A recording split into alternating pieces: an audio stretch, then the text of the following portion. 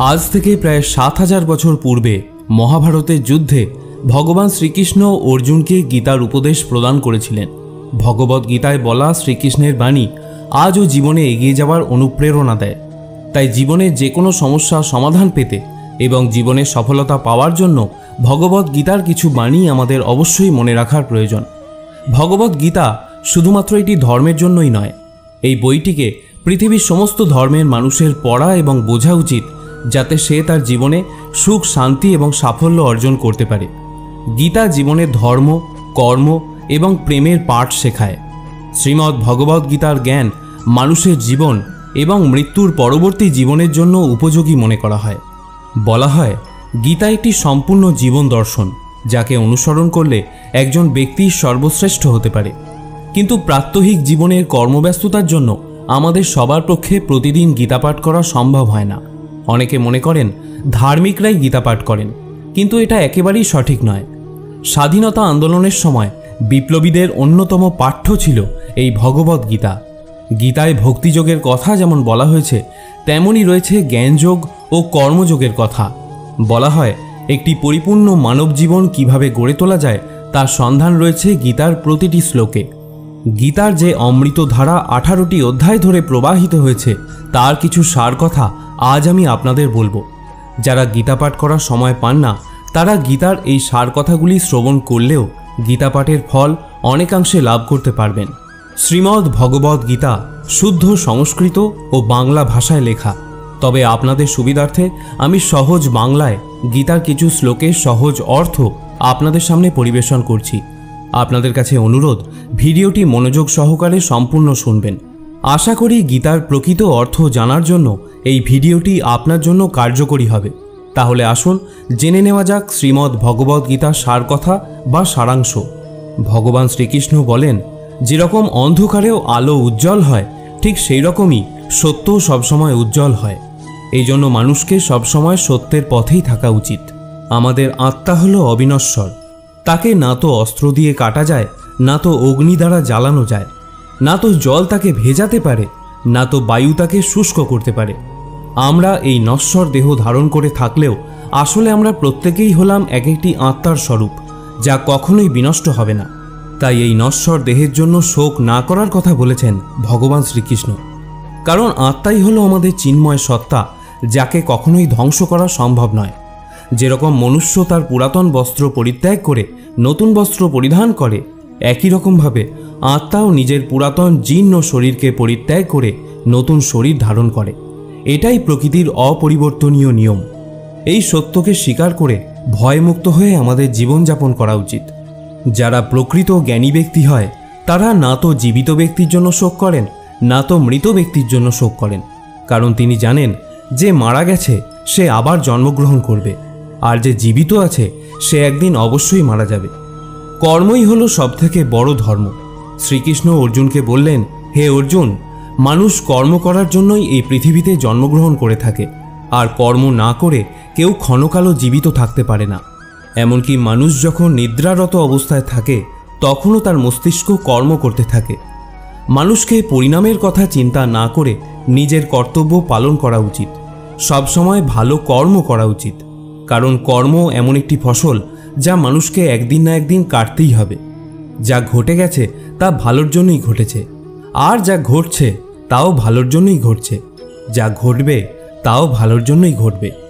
ভগবান আমাদের সেটা দেন না যেটা আমাদের ভালো লাগে, ভগবান আমাদের সেটাই দেন যেটা আমাদের জন্য ভালো।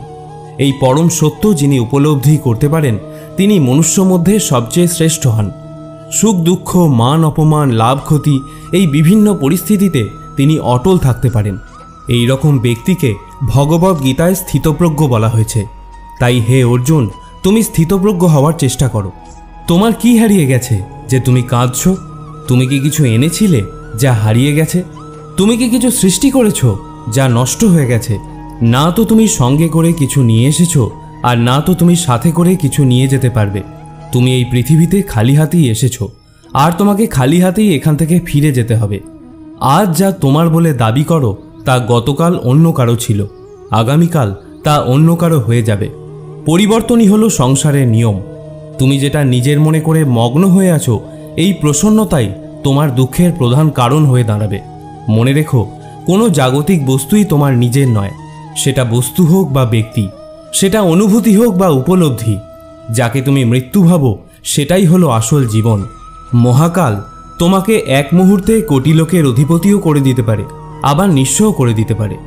তোমার আমার ছোট বড় আপন পর এইসব অনুভূতি মন থেকে মুছে দাও, তাহলে তুমি সবার আর সবাই তোমার হয়ে যাবে। এই শরীর তোমার নয়, তুমিও এই শরীরের নয়। এই শরীর পৃথিবী, জল, অগ্নি, বায়ু, আকাশ দ্বারা সৃষ্ট। আর এমন একদিন আসবে যেদিন তুমি এগুলোতেই মিশে যাবে, কিন্তু আত্মা স্থির। তাহলে তুমি কে?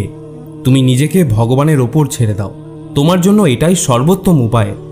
যিনি পরমেশ্বরের সমর্থন পেয়ে যান, তিনি ভয়, চিন্তা, উদ্বেগ, হতাশা ইত্যাদি থেকে মুক্ত হয়ে যান। ভগবান শ্রীকৃষ্ণ বলেন, আমি সবের শুরু। আমি শুরুর আগেও ছিলাম, আর সব কিছু শেষ হয়ে যাবার পরেও থাকব। সবই আমার মধ্যে, আর আমি সবার মধ্যে। এই পৃথিবী, চন্দ্র, সূর্য, মাটি, বায়ু, জল সব আমিই বানিয়েছি। আমি ভগবান, শয়তান, রাক্ষস এবং মানুষ সৃষ্টি করেছি। আমিই ব্রহ্মা, আমিই বিষ্ণু, আবার আমিই হলাম মহেশ্বর। ভগবান বলেন, সমস্যা থেকে পালিয়ে যাওয়া নতুন সমস্যাকে আমন্ত্রণ জানানোর শামিল। জীবনের সব মুহূর্তে নতুন নতুন সমস্যা আর প্রতিকূলতার মুখোমুখি আমাদের হতেই হয়, এবং এটাই জীবনের অটল সত্য। একটা শান্ত সমুদ্রে একজন নাবিক কখনোই দক্ষ হয়ে উঠতে পারে না। দক্ষ হওয়ার জন্য তাকে সামুদ্রিক ঝড়ের মুখোমুখি হতেই হয়।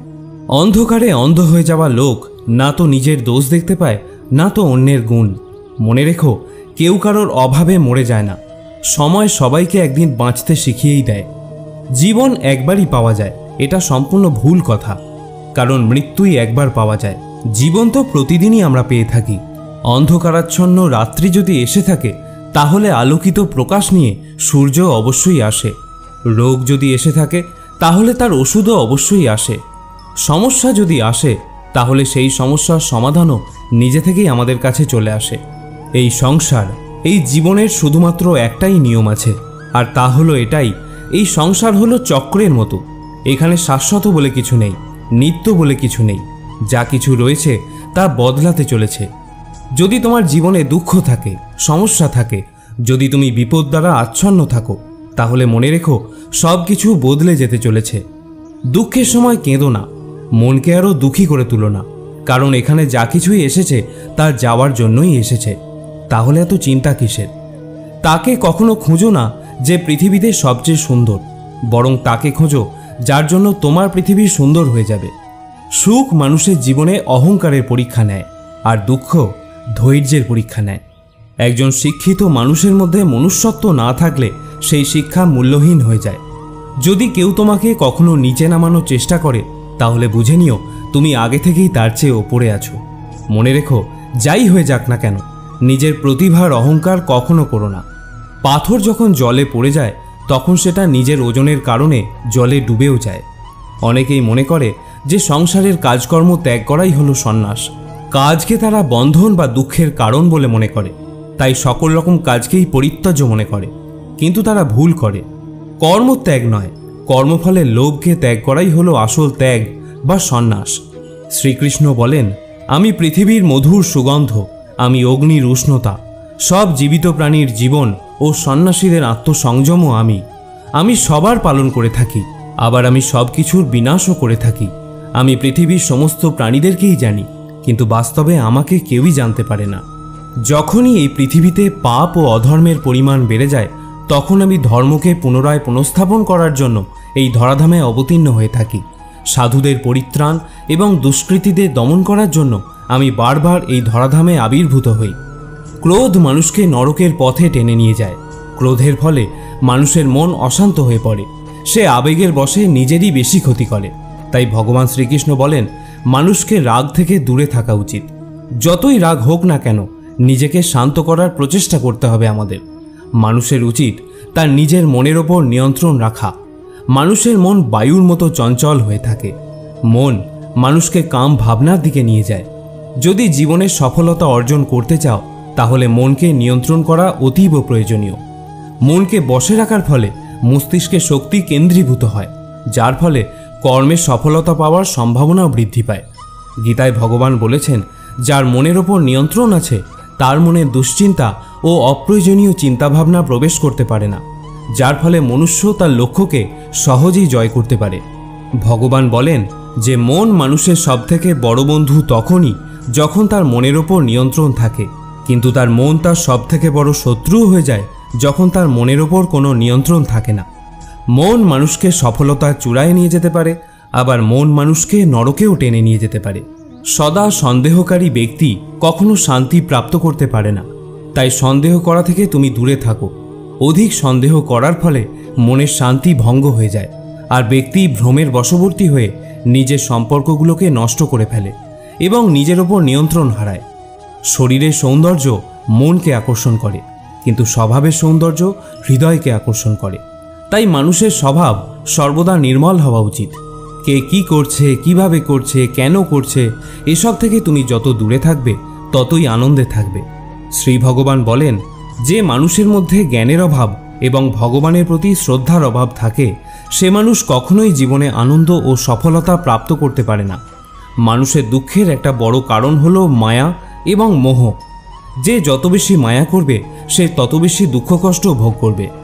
যদি তুমি কারোর ভালো না করতে পারো তাহলে তার খারাপও করো না, কারণ পৃথিবী দুর্বল হতে পারে, কিন্তু পৃথিবী যিনি বানিয়েছেন তিনি কখনোই দুর্বল হতে পারেন না। সত্য কখনো দাবি করে না যে আমি সত্য, কিন্তু মিথ্যা সবসময় দাবি করে যে শুধু আমিই সত্য। এই সমগ্র সংসারে কেউ মহান হয়ে জন্মগ্রহণ করে না, তার কর্মই তাকে মহান করে তোলে।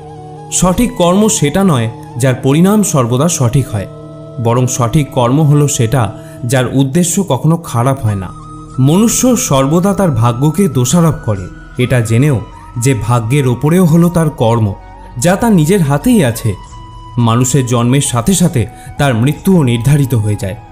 জন্ম নেওয়া ব্যক্তিদের মৃত্যু ততটাই স্বাভাবিক যতটা মৃত ব্যক্তিদের আবার জন্ম নেওয়া। তাই যা অপরিহার্য এবং অবশ্যম্ভাবী তার জন্য শোক করো না। মনুষ্য তার হৃদয় দিয়ে যা দান করতে পারে হাত দিয়ে তা করতে পারে না, আর নিশ্চুপ থেকে সে যা বলতে পারে তা শব্দ দিয়ে প্রকাশ করতে পারে না। কোনো ব্যক্তি না তো সময়ের আগে না তো ভাগ্যের থেকে অধিক কিছু পাবে। সময়ের আগে কোনো কিছু পাওয়ার ইচ্ছাই মানুষের দুঃখের প্রধান কারণ হয়ে দাঁড়ায়। ইতিহাস বলে গতকাল সুখের ছিল, বিজ্ঞান বলে আগামীকাল সুখের হবে, কিন্তু ধর্ম বলে যদি মানুষের মন পরিষ্কার ও নির্মল হয় তাহলে প্রতিটা দিনই সুখের হবে। ভালো কর্ম করার পরেও লোক তোমার খারাপ কর্মটাকেই মনে রাখবে। তাই কে কি বলছে তাতে মনোযোগ না দিয়ে নিজের কর্ম করতে থাকো। যতটা সম্ভব নিশ্চুপ থাকাই শ্রেয়, কারণ জেনে রেখো আমাদের মুখের কথাই আমাদেরকে পাপকর্মের দিকে প্রথমে আকর্ষণ করে। ভগবদ গীতায় শ্রীকৃষ্ণ অর্জুনকে বলেছিলেন, হে অর্জুন, আমার পরম ভক্ত যে সর্বদা সব কাজের প্রথমে আমাকেই স্মরণ করে এবং একক চিত্তে আমার উপাসনা করে, আমি তাকে সর্বদা রক্ষা করি। তার কল্যাণের দায়িত্ব আমি নিজেই গ্রহণ করে থাকি। যে ব্যক্তি আপনার কথাকে গুরুত্ব দেয় না তাদের কাছে আপনার মতামত প্রকাশ না করে মৌন থাকাই উচিত। যে কোনো একটি কাজ তোমাকে অবশ্যই করতে হবে, নয়তো সময়ের সাথে বদলাতে শেখো, আর না হলে সময়কে বদলে দাও। আর হ্যাঁ, নিজের ভাগ্যকে দোষারোপ করা বন্ধ করো এবং যে কোনো পরিস্থিতিতে জীবনে চলতে শেখো। কোনো কর্ম করার আগে পরিকল্পনা ও চিন্তা করে নেওয়া খুব ভালো বিষয়, কিন্তু চিন্তার মাত্রা যেন এতটাও বেশি না হয় যেন তা তোমার কর্মকেই প্রভাবিত করে। মনে রেখো, অধিক চিন্তা দুশ্চিন্তায় পর্যবসিত হয়। যদি কোনো কাজ তুমি সঠিক উদ্দেশ্য নিয়ে করো তাহলে সেই কাজ কখনোই ব্যর্থ হয় না, আর সেই কর্মের ফলও তুমি একদিন না একদিন অবশ্যই পাবে। শ্রীকৃষ্ণ বলেন, যদি তুমি ভাবো যে তোমার ভাগ্য আমি তৈরি করি তাহলে তুমি ভুল ভাবো, কারণ মনুষ্য তাদের ভাগ্য স্বয়ং রচনা করে। তুমি কখনো এটা ভেবো না যে মানুষ ভালো হয় বা খারাপ হয়, তুমি এটা ভাবো যে তার কর্ম ভালো না খারাপ, কারণ মনুষ্য যেভাবে কর্ম করে সেইরূপ ফলই সে লাভ করে, যেটা তাকে ভালো বা খারাপে পরিণত করে। কাকে কি আর কতটা বলতে হবে যদি তুমি শিখে নাও তাহলে তোমার জীবন সার্থক হয়ে যাবে। যদি জীবনে কখনো সুযোগ পাও তাহলে স্বার্থ ত্যাগ করে সাহায্য করে দিও, কিন্তু কখনোই স্বার্থপর হয়ে এড়িয়ে যেও না।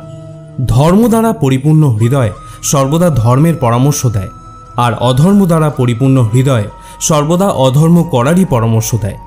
মানুষ এই জন্য দুঃখী নয় যে সে ঈশ্বরের অস্তিত্বকে বিশ্বাস করে না, মানুষ এই জন্য দুঃখী কারণ সে ঈশ্বরের জ্ঞানকে বিশ্বাস করে না। কোনো রকম দুঃখ কষ্টের মধ্যে তোমাকে এই 7টি গুণ বাঁচাবে। তোমার জ্ঞান, তোমার বিনম্রতা, তোমার বুদ্ধি, তোমার ভিতরের সাহস, তোমার ভালো কর্ম, সত্য কথা বলার অভ্যাস আর ঈশ্বরে বিশ্বাস। যখন কঠিন সময় আসে তখন ব্যক্তি একা হয়ে যায়, কিন্তু কঠিন সময় সেই ব্যক্তিকে আরও মজবুত করে দেয়। যে তোমাকে সম্মান দেয় তাকেও তুমি সম্মান দিও। কারো সামর্থ্য দেখে তার সামনে মাথা ঝোঁকানো ভীরুতার লক্ষণ। তোমার সামনে যত বড় কঠিন পরিস্থিতি এসে পড়ুক না কেন, একটা কাজ করবে, নিজের সব কিছু ভগবানকে সমর্পণ করে দিও। ভগবানের উপর বিশ্বাস সেই ছোট্ট শিশুর মতো করো, যাকে হাওয়াতে ছুঁড়ে দিলেও সে হাসতে থাকে। সে ভয় পায় না, কারণ সে জানে যে তুমি তাকে নিচে ফেলে দেবে না। সময় আমাদের শেখায় যে জীবন কারোর জন্য অপেক্ষা করে না, আর কারোর জন্য থেমেও থাকে না। জীবনও তার সাথেই খেলে যে খেলোয়াড় সর্বশ্রেষ্ঠ হয়। কষ্ট সবার সমান হয়ে থাকে, কিন্তু আত্মবিশ্বাস প্রত্যেকের ভিন্ন হয়। ঈশ্বর তখন খুশি হয় যখন তিনি দেখেন যে দুঃখ সহ্য করেও কেউ তার উপর বিশ্বাস রেখেছে। এবং জেনে রেখো, সময় এলে তুমি বিশ্বাসের মূল্য অবশ্যই পাবে। অত্যাচার করলেও যে মুখ বুজে হাসি নিয়ে সেই অত্যাচার সহ্য করে, সেই অপমানের প্রতিশোধ ভগবান শ্রীকৃষ্ণ নিজেই নিয়ে থাকেন। আমাদের কাছে যা কিছু আছে তার আনন্দ আমরা তখনই উপভোগ করতে পারবো যদি আমরা সেই চিন্তা ছেড়ে দিই যা আমাদের কাছে কি নেই। সফল হওয়ার জন্য একলাই চলতে হয়। লোক তো তখন তোমার পিছনে থাকে যখন তুমি আগে এগোতে থাকো। যথার্থ মানুষ হয়ে ওঠো, কিন্তু রূপ আর চেহারা দিয়ে নয়, বরং হৃদয়, বুদ্ধি আর জ্ঞান দিয়ে। গীতার আরেকটি গুরুত্বপূর্ণ শিক্ষা হলো ভক্তির ধারণা বা ঐশ্বরিক ভক্তি। গীতার মতে ভক্তির পথ হলো মুক্তিলাভের সবথেকে প্রত্যক্ষ এবং সহজ উপায়, কারণ এতে সম্পূর্ণরূপে ঐশ্বরিক ইচ্ছার কাছে সমর্পণ করতে হয়। গীতা শিক্ষা দেয় যে জীবনের চূড়ান্ত লক্ষ্য হলো একজনের প্রকৃত স্বরূপকে শাশ্বত, অপরিবর্তনীয় এবং অমর সত্তা হিসেবে উপলব্ধি করা এবং ঐশ্বরিক সত্তার সাথে মিশে যাওয়া। সামগ্রিকভাবে ভগবদ্গীতা একটি গভীর দার্শনিক এবং আধ্যাত্মিক পাঠ্য, যা বাস্তবতার প্রকৃতি, জীবনের উদ্দেশ্য এবং আলোকিত হওয়ার পথের দিকনির্দেশ করে। এটি অনেকের কাছেই সবচেয়ে গুরুত্বপূর্ণ হিন্দু ধর্মগ্রন্থ হিসেবে বিবেচিত হয় এবং এর শিক্ষা সারা বিশ্বের লক্ষ লক্ষ মানুষকে শিক্ষিত করে এবং তাদের অনুপ্রেরণা প্রদান করে। তো বন্ধুরা, আজকের আলোচনা এখানেই শেষ করা যাক। সকলে গীতা পড়ুন, গীতা শিখুন এবং গীতা প্রচার করুন। দেখা হবে পরে আরেকটি ভিডিওতে। ততক্ষণ ভালো থাকুন, সুস্থ থাকুন। জয় শ্রীকৃষ্ণ।